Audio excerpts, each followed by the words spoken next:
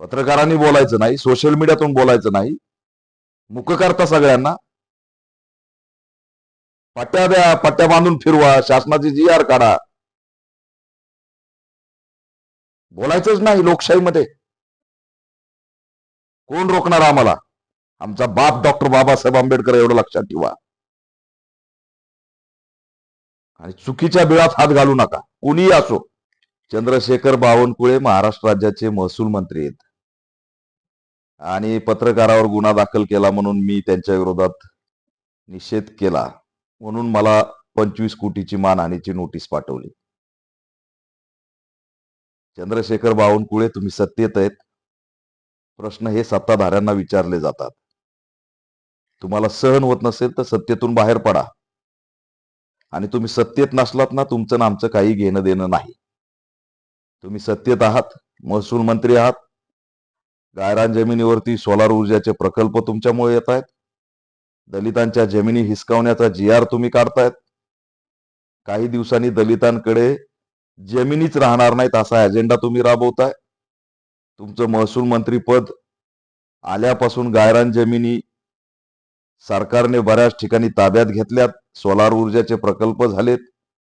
आणि अशा स्थितीमध्ये आम्ही तुम्हाला प्रश्न विचारायचे नाही तर कुणाला विचारायचे?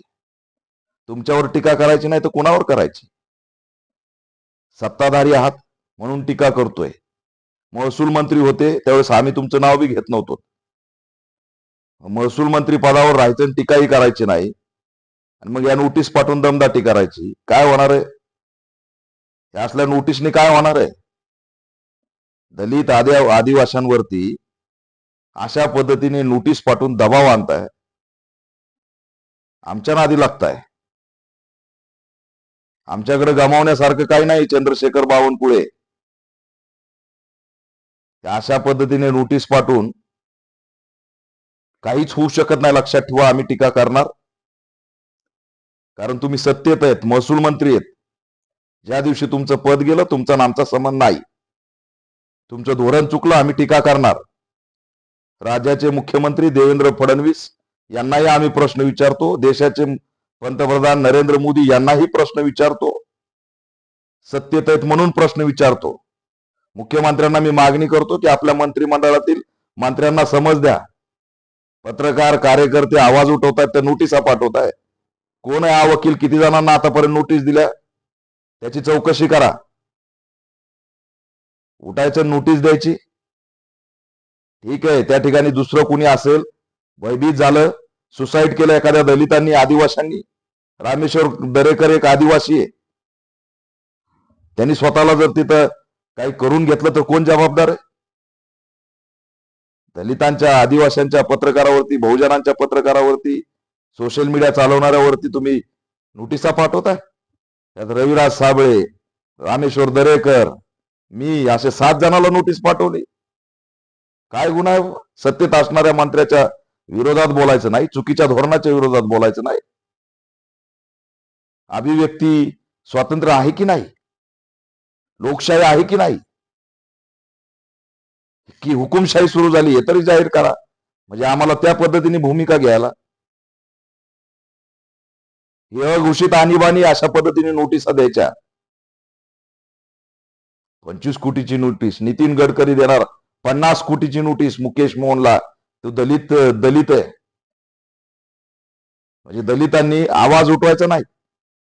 त्याच्या जमिनी गायरान चालल्यात तरी त्यांचा आवाज उठवायचा नाही.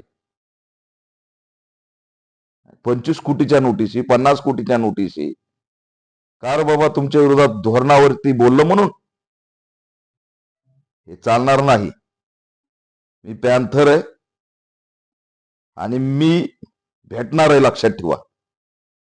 चंद्रशेखर बावनकुळे हे योग्य नाही.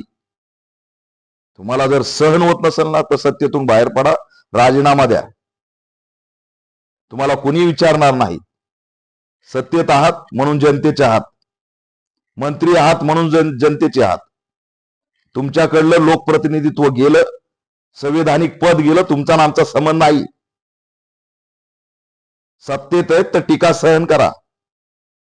आणि देवेंद्र फडणवीस या सगळ्यांना केडर द्या. सत्ताधारी व्हायचं, टीका सहन करायची नाही. आहेत विरोधक ते ईडी बीडी मध्ये खपून टाकले सगळे, सीडी मध्ये, व्हायरल मध्ये, सगळ्या भानगडीमध्ये. आम्ही काही खपत नाहीत, आमचा आवाज काही दमत नाही. आता विरोधी पक्ष म्हणून सोशल मीडियातली टीमच आहे, मग ते ठराविक लोकांना या अशा नोटिसा पाठवताय.